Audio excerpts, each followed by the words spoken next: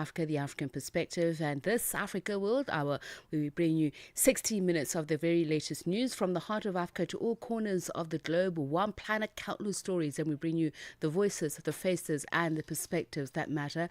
And so does yours. Reach out to us on +27 63 406 9126 to share your perspective on what is happening in and around your world. Let's go straight to our top stories this hour. 1 hour, one continent, one voice. Africa World Hour with Tsepiso Makwetla on Channel Africa, the African perspective. And we start with the UN's migration agency saying tens of thousands of people have been trying to flee the city of Al Fashir in Sudan. This after the paramilitary RSF seized it from the army over a week ago. Many are trying to reach Tawila, where aid agencies are offering help. Eyewitnesses say the RSF has killed some people, while others, especially young men suspected of belonging to the Sudanese army, have been captured and abused. The BBC's Barbara Plett Asha has more. The RSF leader spoke after mounting international outrage about reports of mass killings in Al Fashir, apparently documented by his paramilitary fighters in social media videos. He said he was sorry for the disaster that had befallen the people of Al Fashir and admitted there had been violations by his forces, which would be investigated by a committee that's now arrived in the city. The RSF denies widespread allegations that the killings in Al Fashir are ethnically motivated and follow a pattern of the Arab paramilitaries targeting non-Arab populations. Activists have also stepped up demands for international pressure on the United Arab Emirates, which is accused of providing military support to the RSF. Meanwhile, Sudan's army chief Abdel Fattah Burhan has confirmed the withdrawal of his forces from their last stronghold in Darfur. This comes as the United Nations sounds the alarm over reports of fresh atrocities by the paramilitary rapid support forces now in full control of the city of El Fashir. Naba Muhyiddin reports. Refugee agency says more than 60,000 people have fled Al Fashir since the city fell. Doctors Without Borders warned that RSF are blocking displaced people from reaching safety, worsening an already dire humanitarian situation. Aid agencies say insecurity around Al Fashir is making it nearly impossible to deliver help. The Sudanese government now is urging the UN Security Council to designate RSF as a terrorist group, accusing them of receiving military and financial support from the United Arab Emirates, claims the UAE has denied. South African President Cyril Ramaphosa has convened a closed-door meeting with leaders of the Government of National Unity in Johannesburg, South Africa. The talks aim to resolve recent disagreements and accusations within the coalition. The GNU clearinghouse, led by Deputy President Paul Mashatile, was established earlier this year to iron out policy differences among the 10 parties. The Democratic Alliance MP and national spokesperson Karabo Kakao. The relationship between GNU partners can be healthier. The ANC, knowing that they're not in government alone, so it is important to ensure that as a result of that understanding, all political parties within the GNU are able to form a circle around the same table, discuss robustly and honestly on what the modus operandi of government is going to be as far as policy and government objectives are, and that big decisions that take place as far as the direction of the GNU are concerned are on a matter of consensus, as is the case with the statement of intent which we signed and committed ourselves to. South Africa's former African National Congress Party president and the country's president, Thabo Mbeki, says factionalism and careerism in the party are the biggest threats to its survival. Mbeki has called for a complete renewal of all party members, including reapplication for membership and stricter vetting of leaders across all provinces. He says there are anti-revolutionary forces within the party and that change must begin at branch level. The issue then that is raised about renewal becomes very critically important in terms of the survival of the movement. And in a sense takes priority over everything else. Because without this instrument, the ANC, we're unable to solve any of our problems. Not a single major problem will solve without this organization called the ANC. properly organized, ethical, strong, and all of that.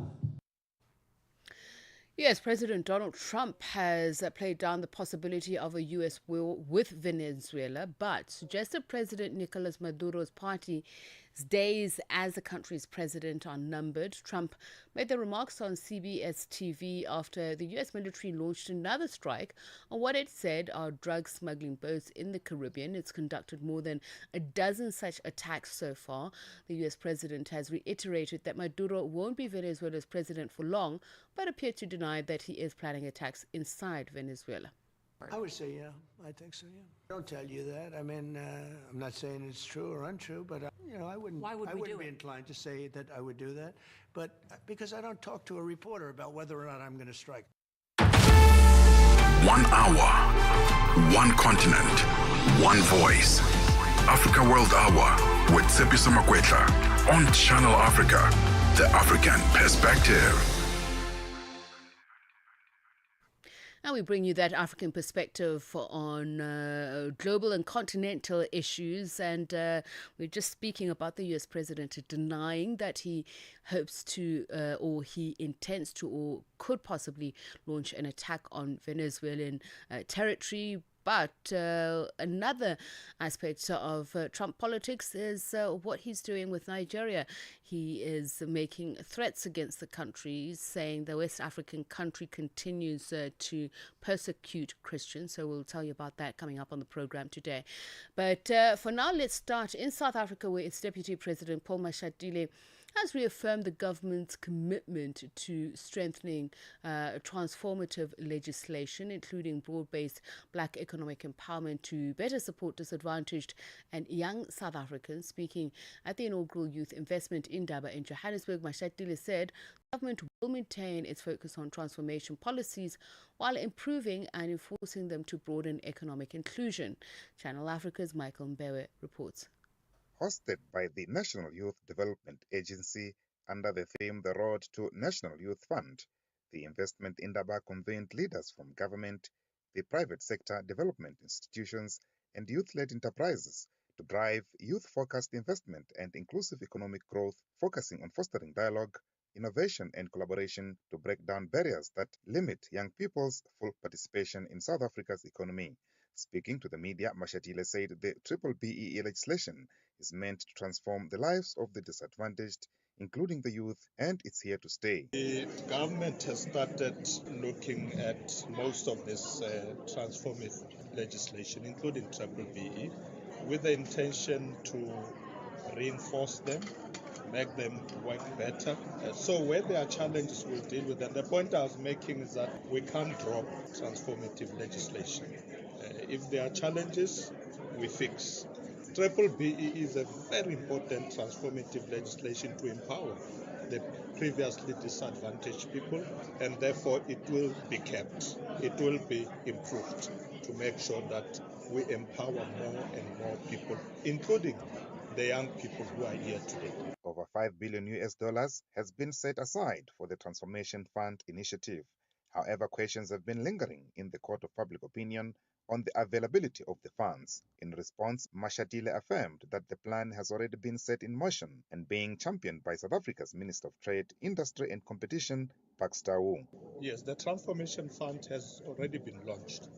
It's led by Minister Pakstawu, DTIC.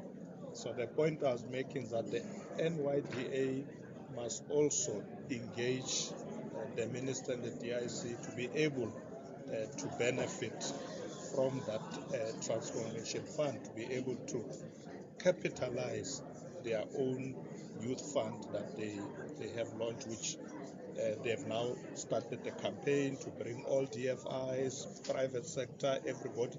We support that. For the youth, access to funding is a nightmare with so many bureaucracies and red tapes along the way. Mashatile assured the youth that government is working on the matter. Indeed, that is what we are currently doing to make it easier for young people to access funding.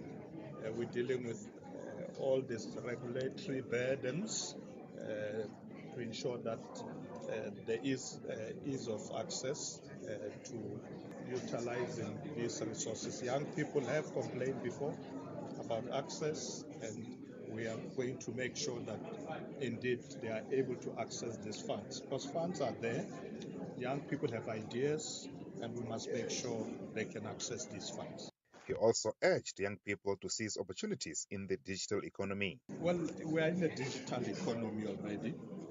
That's why I was making the point to the young people here that they must be in that space. Technology is advancing. They must not be left behind. And the NYDA is going to make sure that they mobilize young people to be able to be involved in that sector as well. They come with innovative solutions and so on, so that they can then access funding in that area of the digital space. It's very important as we are in the digital economy. NYDA's Executive Deputy Chairperson Bonga Makhanya outlined his ambitious plan of creating thousands of jobs through this initiative to Mashatile. DP, we want to create over 20,000 direct jobs using this fund and over 100,000 indirect jobs. This will help build sustainability for the agency, but most importantly, we want to see a new layer of businesses in South Africa that are as a result of the NYDA. We want to see a new Seriti. We want to see young black companies that are thriving, that are big, that are playing in strategic sectors, and we believe that through the NYDA, through the DFI's representative today, the DBSA, the IGC, the PIC, we can realize this is a reality. Some of the youth are optimistic that the project this time will be beneficial to meet their entrepreneurial aspirations. Here is Nkosinati Mboniso from a company known as K2 Africa. We're hoping that the government empowers us as the youth and makes opportunities available to us, because there's a lot of red tape in terms of procurement in government space, and not many opportunities are being provided to the youth, because we are very passionate, and sometimes policies take long to be passed and there's delays in the budget. So we're hoping that things are being fast-tracked, that we manage to empower ourselves as the youth. Michael Mbewe, Channel Africa News, Johannesburg. And it's 13 minutes past 9. Let's move on now to what is happening in Tanzania. The president, Samia Suluhu Hassan, has vowed to move on from deadly protests set off by last week's disputed election, as she was sworn into office for her first elected term today. According to the National Electoral Commission, President Hassan secured 98% of the vote, but the country's main opposition party, Chadema, which had been barred from contesting the election, has rejected the result outright. It describes the vote as a sham and is demanding fresh elections in the days leading up to and during the elections. Widespread protests erupted in the cities such as Dar es Salaam, Arusha and Mwanza. The opposition claims hundreds were killed as security forces cracked down. To talk about these reports, we're joined now by colleague Maximilian Boshoke from Tanzania. Very good evening to you, Max. Thank you so much for speaking to us. So let's just first start out with what is happening now in Tanzania and the mood. Max, are you with us? All right, let's see if we can reconnect with our colleague Maximilian Bushoke to find out what is happening in Tanzania. As we mentioned, the first term rather, where President Suluhu Hassan has been elected. You remember that she took over from former President John Magufuli after he passed on. So we'll be looking at the elections themselves, the credibility thereof, and what the path forward for Tanzania looks like. Você é fluente em português? É apaixonado por rádio e quer trabalhar na África do Sul? Você tem documentos que o qualificam para trabalhar na África do Sul? Nesse caso, podemos ter uma oportunidade para você trabalhar no Canal África. Envie seu currículo de demonstração para Canal África @ newsroom@channelafrica.co.za. Lembre-se, se você não receber alguma resposta nossa em 14 dias, isso significa que você não foi selecionado. Canal África, a perspectiva africana.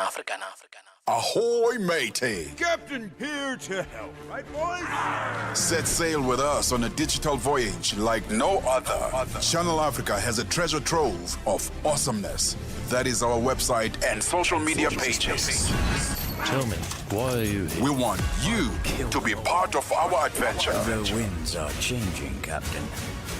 And this time... Imagine a world where curiosity knows no bounds, where entertainment meets enlightenment, and where every click leads to the African perspective.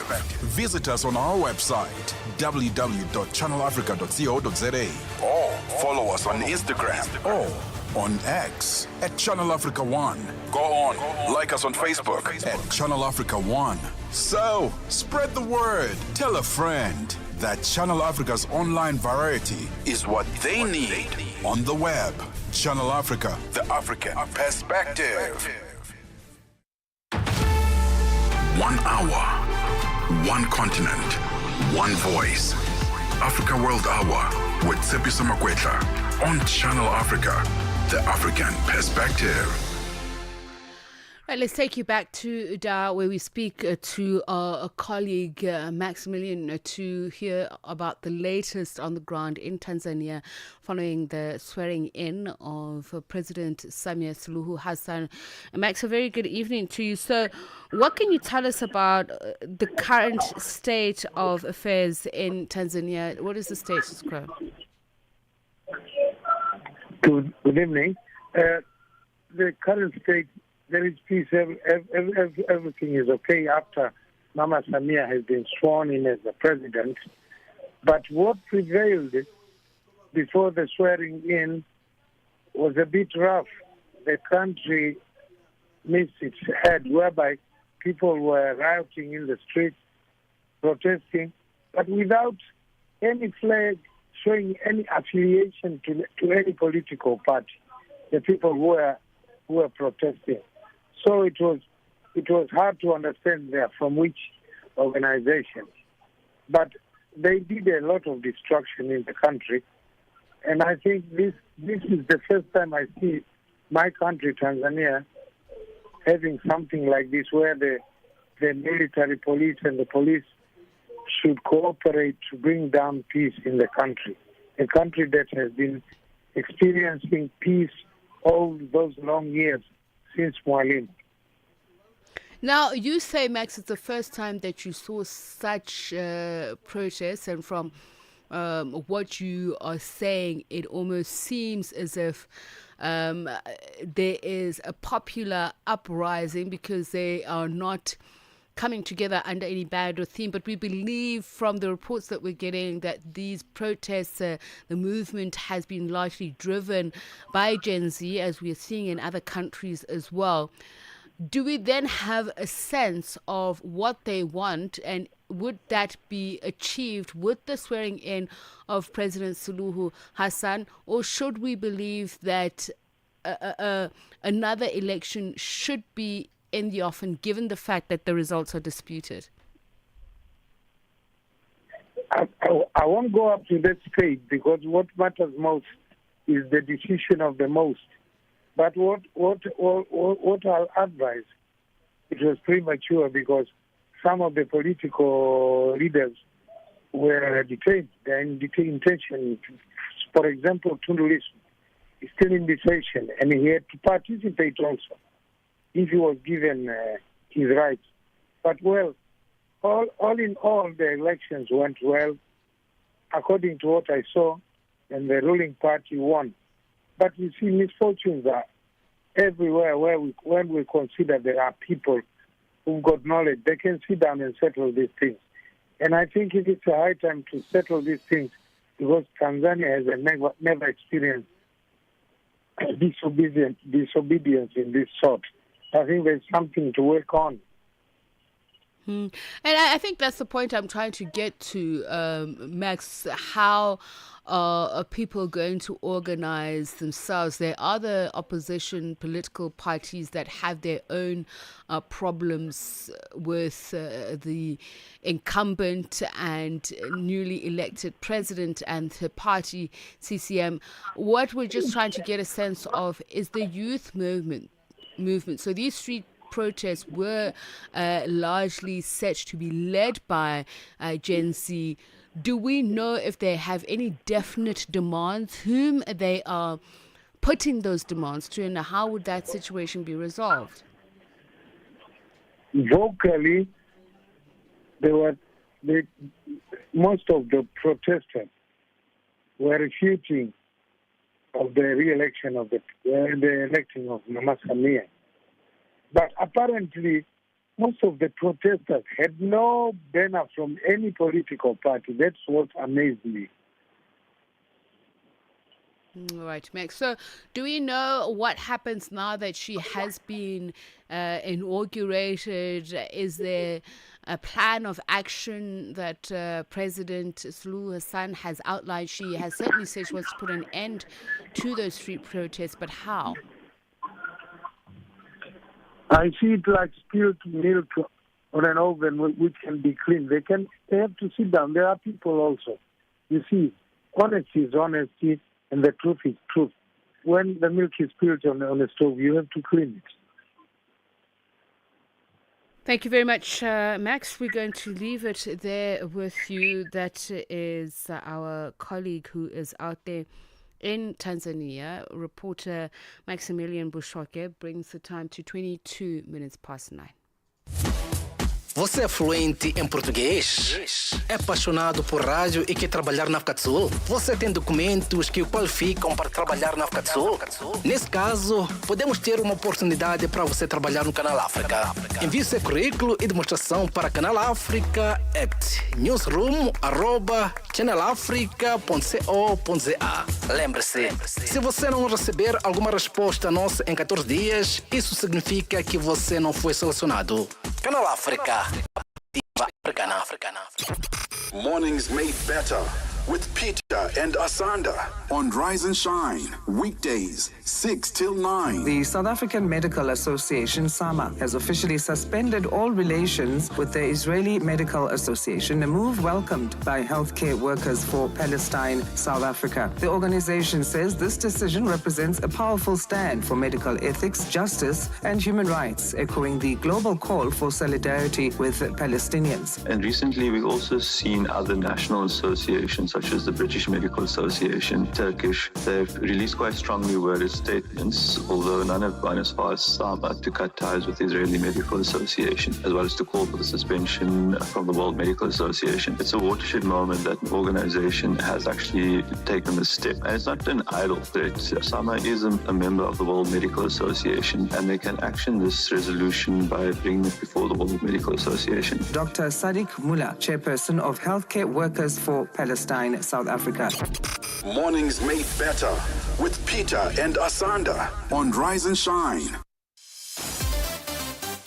Tsepiso Makwetla winds it down on Africa World Hour, 9 to 10 p.m. 24 minutes past 9. Let's reflect on the president now of the Pan-African Parliament, Chief Fortune Charumbira, raising concerns about events that unfolded in Tanzania following disputed elections there last Wednesday. He was speaking at the opening of the 6th ordinary session of the 6th Pan-African Parliament in Johannesburg, South Africa, running for the next 2 weeks. The sessions are being held under the African Union's theme of the year, Justice for Africans and People of African Descent through Reparations. Nhlanhla Mahlangu has more. Tanzanian President Samia Suluhu Hassan has been sworn in for a second term amid tight security following an election marred by violent protests and rejected by the opposition as a sham. In his welcoming remarks, President of the Pan-African Parliament Chief Fortune Charumbira says Tanzania is known as a peaceful country and deadly protests that followed after the elections are concerning. Elections in Tanzania, we haven't heard the full report from those that attended or participated, observed elections. We don't have yet a full report, even half report we don't have. But from the media, it shows that we have problems. And if you saw some videos, you see the youth population being very active, even in Tanzania. And the way I know Tanzanians, to me, Tanzania will be the last country on this continent to go to the streets the way they did this time. Tanzanians are very obedient, very disciplined, very, very disciplined. And now to see Tanzanians behave like that, we get scared. What if other countries, this thing may go out of hand on this continent? And Pan-African Parliament is our duty to think through these issues as PAP, if we are to be of any value, to advise our member states, to advise heads of state, and not try to predict what the future could be like and what could be done. The CEO of the African Peer Review Mechanism, Ambassador Marie-Antoinette Rose Quatre, says the continent continues to grapple with critical issues that threaten democratic stability, sustainable development, effective and good governance. Among these issues is integrity of democratic elections, diversity management, and human rights abuses, as well as corruption. While we welcome free, fair, and transparent elections in most of our member states, as well as peaceful transfer of power in some of our member states, we are also concerned by election-related violence in some of our member states that have been categorized by loss of life, injuries, and destruction of property and public infrastructure. We call on our governments and all stakeholders to guarantee integrity of elections so that people can vote freely and fairly, and the outcome becomes a true expression of their will. Integrity of elections is one of the triggers of unconstitutional changes of government. Therefore, it is imperative that we give it priority. The president of the Global Council for Tolerance and Peace, Ahmed Mohamed Al-Jawan, delivered the keynote address, pledging his support for PEP. We would like to emphasize our support for all that provides peace and stability in Africa. We would like to emphasize that Africa is not looking for only for peace, but also creates peace. And it's not waiting for a future, but it builds a future. We, in the International Council for Peace and Tolerance, which brings together more than 100 parliaments, we are proud of this PAB, which represents a pivotal corner in our parliament system. The PEP comprises 275 members drawn from all African Union member states and serves as a platform for legislators to deliberate on key continental issues and contribute to policy and decision-making aimed at advancing Africa's development. The current session will run until Friday, the 14th of November, with committee activities and statutory engagements, amongst others. Reporting for Channel Africa, I am Ndlandla Mahlangu in Johannesburg. Keep Africa in your hands. Connect to our website for all your news, sports, and cultural updates. channelafrica.co.za. Africa. It's time to plug into the heartbeat of the continent. Tune in to Channel Africa, your go-to radio station that broadcasts in 5 different languages. L'Afrique du Sud célèbre la journée nationale du Kabla hujaitwa kwa jina la Double K, or more of our forests have been destroyed. Tamo Partido Africano da Independência da Guiné. See, Channel Africa represents every corner of this amazing land. From Lagos to Cape Town, Nairobi to Dakar, we've got you covered with the freshest news, music, and cultures. So, turn up the volume, feel the rhythm.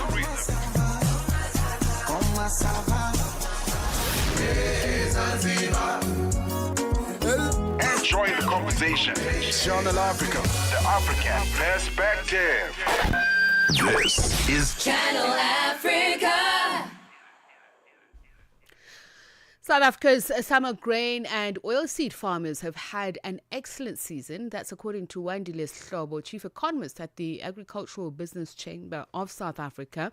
The latest report from the Crop Estimate Committee, it was released this afternoon, shows the country's 2024-2025 harvest and now expected to reach just over 20 million tons, a 1% increase from last month's estimate. Total includes crops such as maize, soybeans, sunflower seeds, groundnuts, sorghum and dry beans. Here is Wandile Slobo, the Chief Economist of the Agricultural Business Chamber of South Africa. In the 2024-25 production season, South Africa had one of the excellent summer grain and the oilseeds harvest. In fact, at the end of October, the Crop Estimate Committee, which is the body of researchers in government and in private sector and academia that sit together and observe the crop growing conditions across the country, they released an estimate at the end of October, lifting their production size from what we had at the end of September and saying, look, this time around now we have a crop of about 20 million tons. This is up 30% compared to what we harvested in the previous season. And of course, in the basket of this crop, we have maize, soybeans, sunflower, sorghum, groundnuts, and dry beans, amongst other crops. And maize, which is South Africa's staple grain, we have a harvest of about 16.3 million tons, up 28% from what we harvested the previous season. And this means then that South Africa will remain a net exporter in summer grains and oilseeds. And it also means that for a consumer perspective, we are likely to remain with reasonably lower grain-related food products prices for quite some time going into next year. What is also encouraging is that for the 2025-26 production season, the farmers are already starting to till the land across the country. And when we look at the weather outlook is as positive, suggesting that we may be in another year of La Nina rainfall. And remember, we have an excellent crop in the 2024-25 production season because of the La Nina rains. And it looks like it will be a continuation of that. And the farmers are eager to plant. They say they will plant about 4.5 million hectares, which is up 1% from the area that they planted in the season that we are ending of that big crop of 20 million tons. So really an excellent season in South Africa's grains and oilseeds production. And we are looking to another excellent season ahead. And we're already starting to receive these rainfalls. Africa. It's time to plug into the heartbeat of the continent. Tune in to Channel Africa, your go-to radio station that broadcasts in 5 different languages. L'Afrique du Sud célèbre la journée nationale du Kabla hujaitwa kwa jina la Double K, or more of our forests have been destroyed. Kama kutuli bwanji ndi Partido Africano da Independência da Guiné. See, Channel Africa represents every corner of this amazing land. From Lagos to Cape Town, Nairobi to Dakar, we've got you covered with the freshest news, music, and cultures. So, turn up the volume, feel the rhythm.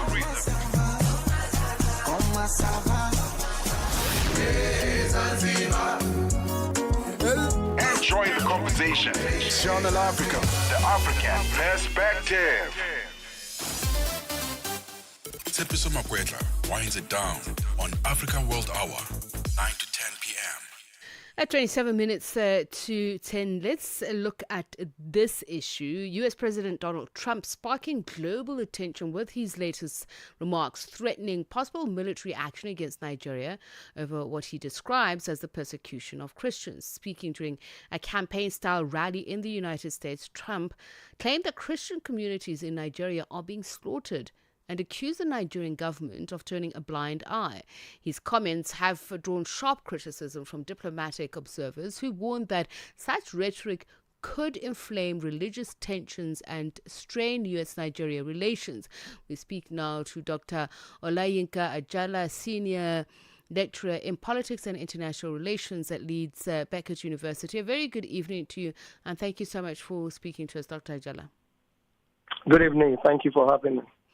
So this commentary or posturing by President Donald Trump towards Nigeria, how different is it to his rhetoric on South Africa? Yeah, thank you. This is very different because it involves the threat of direct military action, and that makes it unprecedented. So when you look at a lot of the rhetorics of President Trump, it's mostly along the punishing countries with tariffs or with trade embargo. The only country that has been directly threatened with military action is Venezuela, and he actually carried that out in terms of, attacking boats destined for the U.S. from Venezuela. So this is really unprecedented and it's very significant because of the threat of direct military action against insurgent groups in the country. So would you say then it marks a shift and a pertinent one in U.S. multilateral diplomacy and partnership? It does, because when you look at the way everything unfolded, it unfolded very quickly. When you have these kind of things happening, a country being designated, the first step is normally a situation whereby diplomatic or direct engagement are involved. There could be public condemnation or a threat of withdrawal of assistance. So when a country is designated as a country of particular concern, the first step is always negotiation, diplomatic engagement or direct negotiation in some forms. But when it goes directly to the threat of withdrawal aid and possible military action, then it takes it to the next level, because it seems the country has not been given adequate time or attention to address the allegations. But then I'm just also trying to understand, are we seeing a trend in terms of President Trump's foreign policy, and is it one that finds resonance in Capitol Hill, for instance, or is it fair that there could be critics of this move as a president who is intent on exerting, some sort of unilateral power in a multipolar environment? Yeah, absolutely. It's very significant, and it's we're seeing a very different scenario playing out here. And the reason is because for people who really understand the dynamics of insecurity in Nigeria, it's very multi-layered, and it's something that's gone on for a very long time. So, for instance, Nigeria has experienced religious violence since 1953. That's 7 years even before the country's independence. And successive military and democratic governments have tried and to a very large extent failed to curb the issues of religious intolerance in some places. So we need to be very clear that when we talk about the issue of religious intolerance, the killing of Christians and even Muslims in place, it's not really widespread all over the country. It happens in some selected places, some places that are either ungoverned or alternatively governed, or areas where the government does not have adequate resources to protect. So it's not something that just started, or it's not something that is, it's something that's gone on for a very long time. Although the Nigerian government would argue this is not genocide, this is religious violence. Christians are being killed, Muslims are also killed. So it's very dynamic, it's very multifaceted, and it needs to be viewed from that perspective. So when it's not viewed from that multi-layered, multi-dimensional perspective, and it's interpreted as Christians are endangered in the country, they're being killed, and the U.S. needs to take unilateral action, then it signals a new kind of foreign policy that we've not really seen in Africa. And this is when you keep saying multi, as I go back to that question on an environment where certainly Africa and the world are saying, the world is becoming more multipolar. So is this something that is going to hurt or strengthen President Donald Trump if we look at Africa's relations with Russia and China? But he uses religious persecution rhetoric as a tool of foreign policy and employing some sort of moral judgment, while at the same time threatening military powers. So is this a calculated move, and is it a move that's going to work for or against him? It depends on how it plays out at the end of the day. If this threat results in significant curbing the killings in the country. There's nobody that is arguing that there are no killings in the country. The question is it targeted entirely or solely on Christians, or is it just the fact that they are bandits, they are terrorists, they attack people regardless of creed or religion or ethnicity? So if it plays out at the end of the day, the Nigerian government are able to explain that the presidency is already seeking audience with Trump. If they're able to get that audience and explain that, okay, this is what is happening and this is what you can do to help us, and that then result in the reduction of attacks or the of killing generally in the country, then it could work in favor of the president, of President Trump, because he could come and say, well, I issued this threat and it resulted in the cessation of violence against Christians or against Nigerians. So it could work in that way. If he carries out the threat, which I personally think is quite unlikely, but again, with what is happening in Venezuela, you can never 100% gauge how President Trump will react. But if he carries out that threat and then it makes an already volatile situation even more volatile and engulfs the whole region, then it could backfire and work against the interests of the U.S. Because we need to understand that Nigeria is the most populous black country on earth, and anything that happens in Nigeria affects the whole of West Africa and the Sahel. So if it goes out of hand and then it results in a situation whereby the countries become ungovernable, then it could backfire very badly. And as I'm listening to you speak, I just have this imagery that on some level, and there is a question in it of whether or not America is not behaving like the school bully, in the sense that President Trump has often been known to tout how America is the biggest, strongest democracy in the world, which is quite ironic if the behavior that is being followed now is almost of having schoolboy principal relations, of going before the principal to argue something that, as you say, is notably not true if one is interested in knowing the intimate politics of a country, which is what he has advisors for in foreign policy. Yeah, the issue here is the fact that this is not just America or the Congress in America taking action against Nigeria. So there are people within Nigeria, there are Nigerians in America, Nigerians in diaspora that are also calling and crying for help.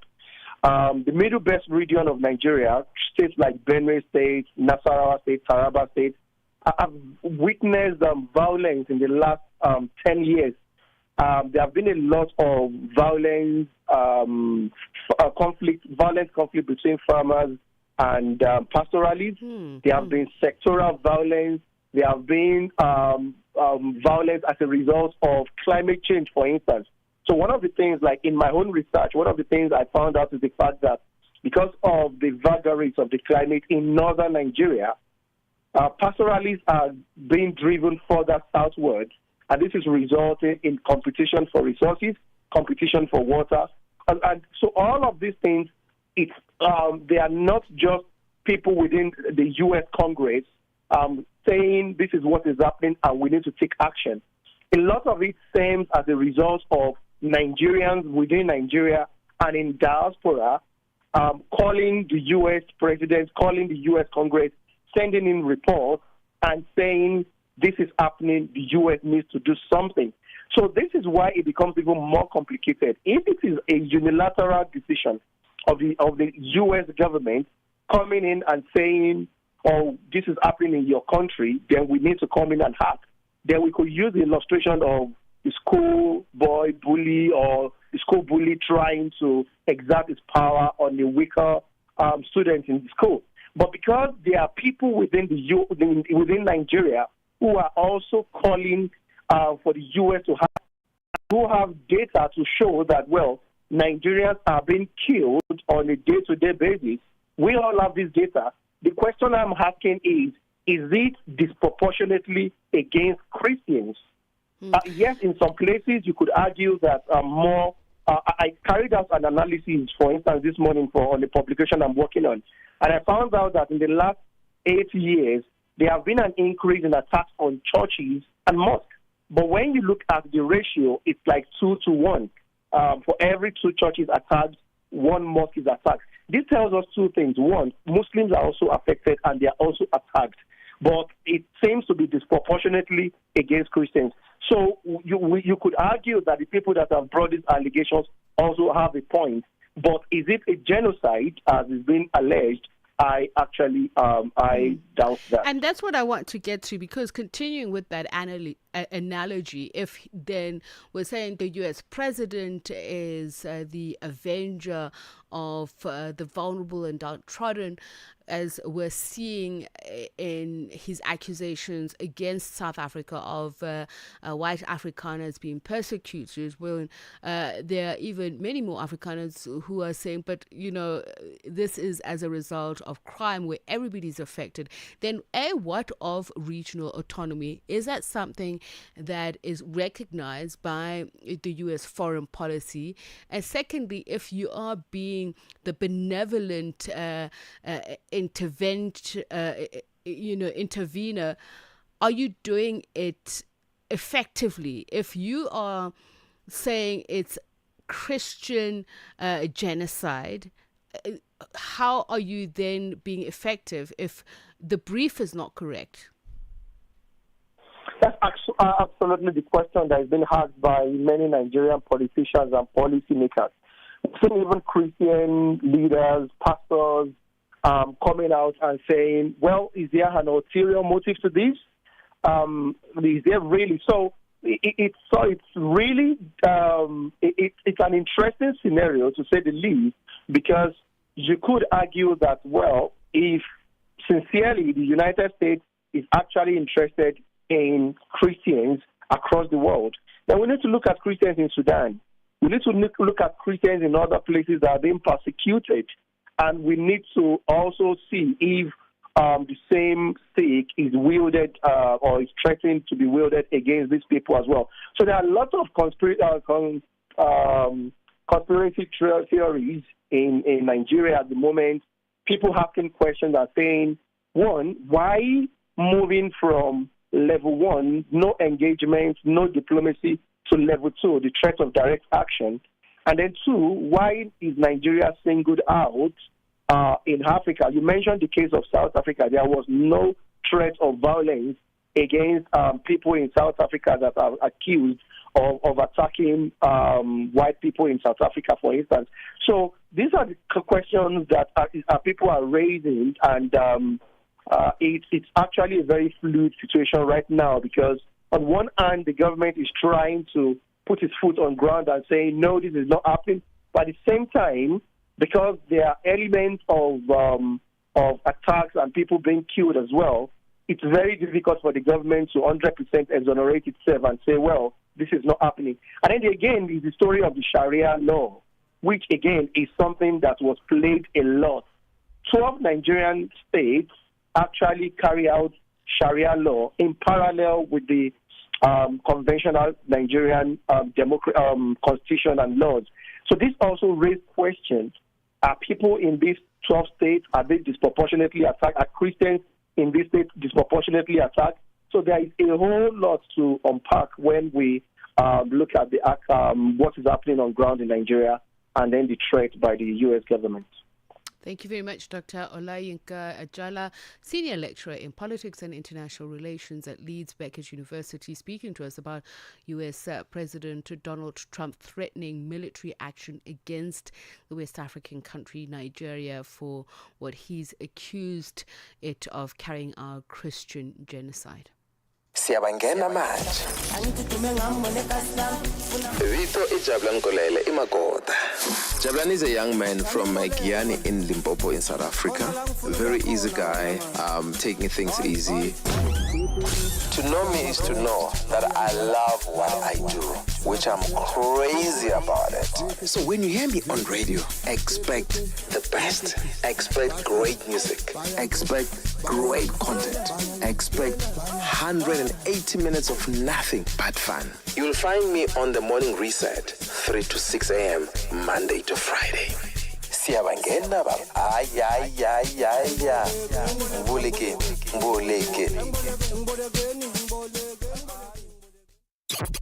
Mornings made better with Peter and Asanda on Rise and Shine, weekdays 6 till 9. The South African Medical Association, SAMA, has officially suspended all relations with the Israeli Medical Association, a move welcomed by healthcare workers for Palestine, South Africa. The organization says this decision represents a powerful stand for medical ethics, justice, and human rights, echoing the global call for solidarity with Palestinians. And recently, we've also seen other national associations, such as the British Medical Association, Turkish. They've released quite strongly worded statements, although none have gone as far as SAMA, to cut ties with the Israeli Medical Association, as well as to call for the suspension from the World Medical Association. It's a watershed moment that an organization has actually taken this step. And it's not an idle threat. SAMA is a member of the World Medical Association, and they can action this resolution by bringing it before the World Medical Association. Dr. Sadiq Mullah, chairperson of Healthcare Workers for Palestine, South Africa. Mornings made better with Peter and Asanda on Rise and Shine. Africa World Hour. Africa World Hour. Unpacking global headlines from an African perspective. And at 8 minutes to 10, we wrap up with this. Since taking office in 2018, Ethiopia's Prime Minister Abiy Ahmed has pursued a sweeping economic liberalization agenda to position the country among Africa's fastest growing economies. While these reforms have sparked optimism for a new era of business growth, entrepreneurship remains widely misunderstood. The key question now: can Ethiopia's economic reforms translate into a jobs boom? Our economics reporter Innocent Samosa has more on this. Ethiopia has undergone significant economic liberation under Prime Minister Abiy Ahmed, from opening its banking and telecom sector to floating the beer. How sustainable are these reforms in the face of inflationary pressure and ongoing security concerns? Political economist Progress Palsprims shares his perspective. Well, Ethiopia's economic reforms supposedly tailored to be sustainable, especially looking at the rising inflation and the security challenges.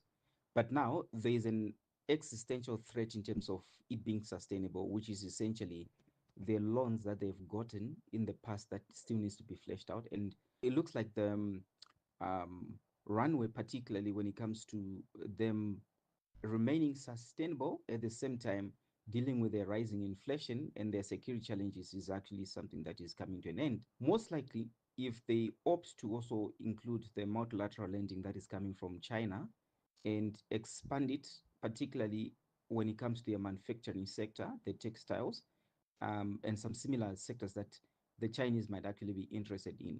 In fact, I would have wanted them to actually go into China processing their rare earths minerals. Then you'll find out that their economic reforms would have actually turned out to be sustainable. The IMF projects Ethiopia's economy will grow by over 7% in 2025, yet job creation remains a major concern. Palsprims shares some policy interventions or reforms that are most urgent to translate this growth into meaningful employment opportunities, especially for young people. Well, regarding whether Ethiopia can turn strong economic growth into real jobs for its young population, again, it is premised on whether they are going to really transform their economy. And in this case, I mean, have new jobs added, new industries added, things like artificial intelligence and data centers and the like, where you can actually just have new jobs that are added that have never been within the economy as we speak right now. So that means it can absorb the young population and then give them new kind of jobs. They have tried with some initiatives. For example, they have tried to have their people learn how to do coding, but it was only from the UAE. And in this case, I think they should actually extend themselves to the Chinese are pretty good at that. The Indians are pretty good at that. The Russians are pretty good at that. In fact, when it comes to engineering and manufacturing as well, they can actually go to the Russians, especially if they're aiming to get to a point where they become self-sustainable in terms of producing their own products by themselves with their own engineers, their own scientists. He says Ethiopia's new Startup Act and the 5 Million Coders initiative are meant to drive digital innovation, but for now, that vision remains a distant goal. Well, this is actually just a pipe dream at the moment. I say so because you're looking at a case where the country itself, when you look at their gross mental attitude, whether they can actually uptake startups and they can also monetize startups. I don't think you can compare Ethiopia to their region, let's say to a country like Israel. You can compare them in terms of how they lap up startups and they can really monetize it, get initial public offerings on the base of their startups. For Channel Africa News, I'm Innocent Samos in Johannesburg.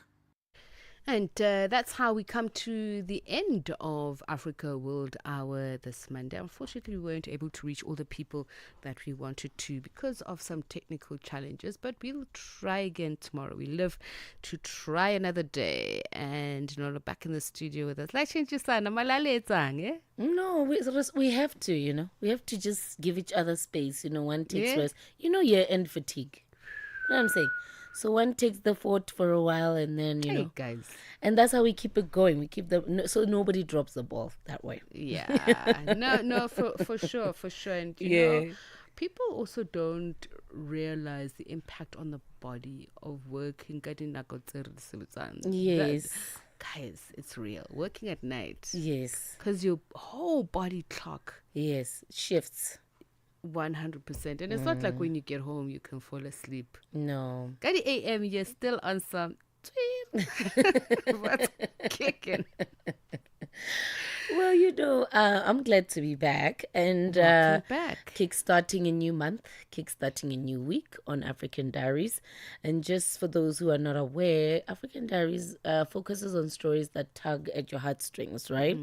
But the overarching umbrella theme is love. So we talk self-love, love for your community, purpose-driven love, and we carry out that theme throughout the week. So on Monday, we focus on self-love and also just love for your community, maybe philanthropic work, giving back to your community, and also how you maintain self-love in your personal life. So the first story that we're going to be getting into today is a story focused on optometry. And you and I were just talking about prescription eyeglasses a few minutes ago.